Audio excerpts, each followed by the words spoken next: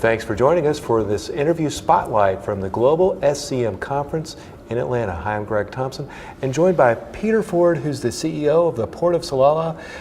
Peter, you had a great presentation today talking about the Port of Salalah, and that talk to me a little bit about the development of it, because it's really something that's emerged. It's a publicly owned port, is that correct? And it's actually one of the very successful public-private partnerships in Oman. So it started out as a joint venture between the Omani government, a couple of shipping lines, which now have been rolled up into Maersk Line or subsequently APM Terminals as part of the AP Moller Group, and then a host of private investors like pension funds and infrastructure funds and then private folk traded on the stock market in Oman. Looking at it and talking this morning, the growth since 1999 has been unbelievable. Talk to me a little bit about that. Yeah, we've been very successful at attracting shipping lines to come on the container side and utilize the strategic location that the Port of Salalah offers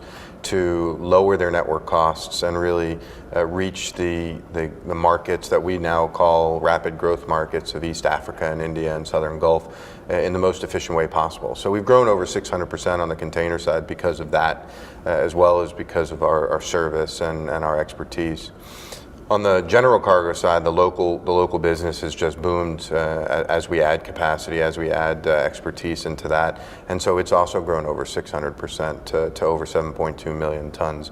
So to have a combined port of 3.6 million TEUs and 7.6 million tons of general cargo provides a whole host of capabilities for people to take advantage of. It sounds like location. They talk about real estate all the time, but you're there with that developing market. You're there, able to serve the established market.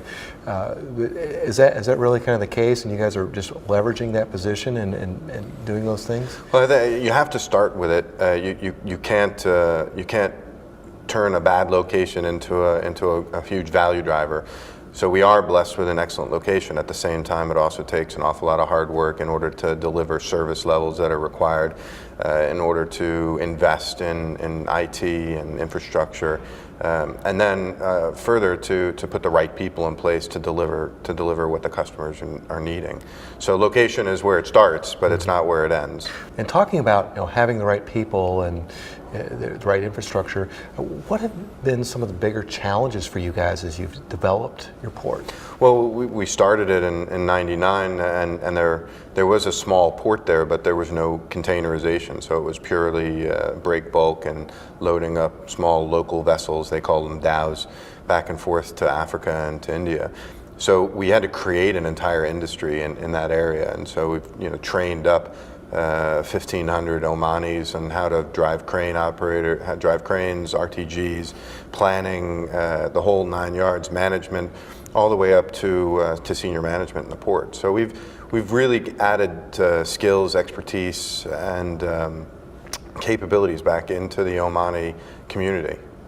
And how's that been received by the government and the people?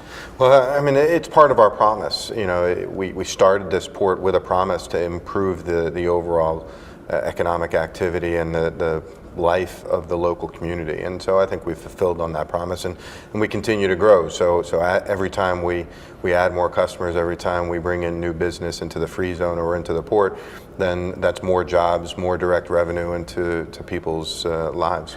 Now, from what you were talking about this morning, it sounds like the Omanis are looking at adding rail infrastructure in there. And how will that impact what you're able to do? Yeah, well, actually, we're looking forward to it. And it's not just Oman, it's the entire GCC that has a rail network planned. So this rail network will span from Salalah all the way north into Iraq. We'll go into Saudi and all the way across the Saudi Peninsula into Jeddah.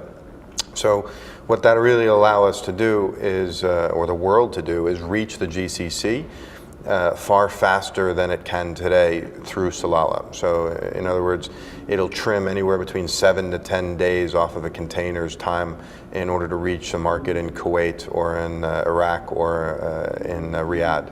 Mm-hmm. And talking about the supply chain, time is everything. Yes. So time and money, of course, and certain of the details still need to be worked out on the commercial side on this rail network. It's still in construction phase, but there will be a significant amount of supply chains that benefit from a reduction of 7 to 10 days. There's no doubt about that. We're gearing up for around 1 million TEUs in the first year of operation from our estimates. Well, as you look at the different ports around the world, and looking at yours, I know everyone has different advantages and all that, but how do you feel about where you guys are in your development, your positioning, and all that? What you're able to offer in comparison to the other ports around the world? Yeah, well, and I think you've hit it right. Everybody's got their own value proposition, but ours first starts with the location and the connectivity that's already there. So in the middle of this hugely popular Asia-Europe trade lane, so we reach both the European high-tech community as well as the Asian markets, in the center of these rapid growth markets of Africa and East India and Southern Gulf. But then at the same time, we're also directly connected to both coasts of the United States with 14 days to New York and 21 days to LA. So connectivity and location are fantastic. Then you add on to that the free trade zone opportunities, the free import and exports, the 100% foreign ownership. And then Oman and the United States have formed such a long-term relationship that there's a free trade agreement between the two of them. And around 87% of all tariff items that have value added in Oman are duty-free into the United States, and vice versa. So there's a huge opportunity there for American businesses to grow in that region through our port, reaching these rapid growth markets that are so interesting today, and at the same time, even near source some of their activities back into the United States, take advantage of the low OPEX rates that are in the Middle East today, but also then gain that entire tariff back into their pocket to improve the bottom line.